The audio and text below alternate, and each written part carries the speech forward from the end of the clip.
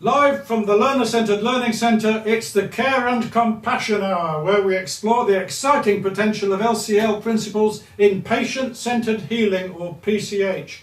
We're talking today to a sick person who's under severe mental stress and who needs the healing powers not of doctors but of other patients, people who've actually been there. Go ahead, caller.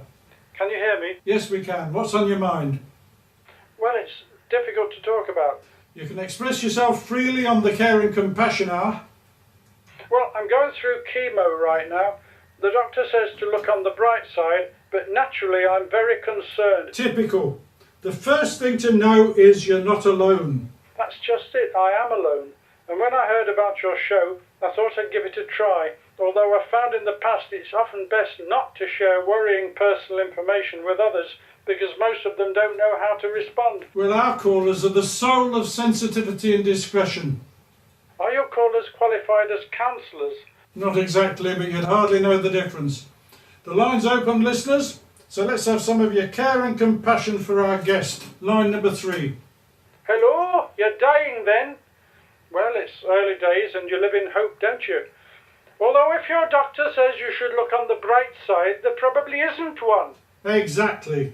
What the doctor actually said is that a good, positive attitude can help, which is why I decided to call into this show. Well, doctors aren't always realistic about these things, you see. They just want you out of their office with the minimum of fuss, see? Yes, indeed they do. Good advice, caller. It's the Care and Compassion Hour, where patients teach patients about what to do with their medical conditions. Doctors, who needs them? Overpaid and underachieving. The lines are filling up. Line number 4. Hello, John. Hello, caller. You're on air live at the Care and Compassion Hour. We can probably confirm if your guest's dying or not by hearing about his symptoms. Are you off your food? Yes, very much so. I've not had a square meal in months. Then what you need is someone like me who loves food and who can give you some really fantastic memories of all the meals you can't actually eat and enjoy anymore. Great idea, caller. Go ahead.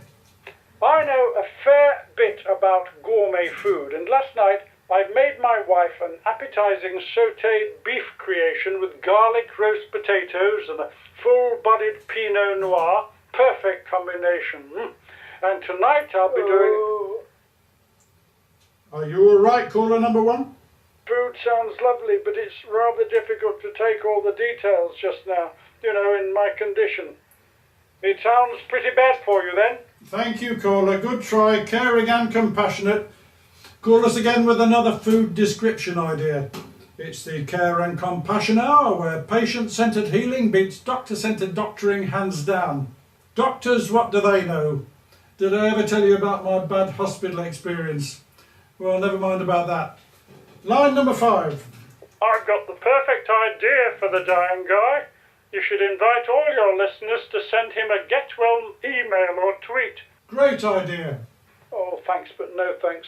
I really don't want to have hundreds of emails and tweets to deal with at this trying time, and replying to them all will help him to stay active and to keep a positive attitude. And we've got his email address because that's a condition for coming on the show. I said I don't want loads of get well messages. It could even be thousands of them from total strangers, and I haven't got the energy to reply to them, and most of them will be full of pitying negativity, and I can't take that. He gave us his email address, did he? That's right. Great. Well, we'll give it out at the end of the hour. I should never have rung into you.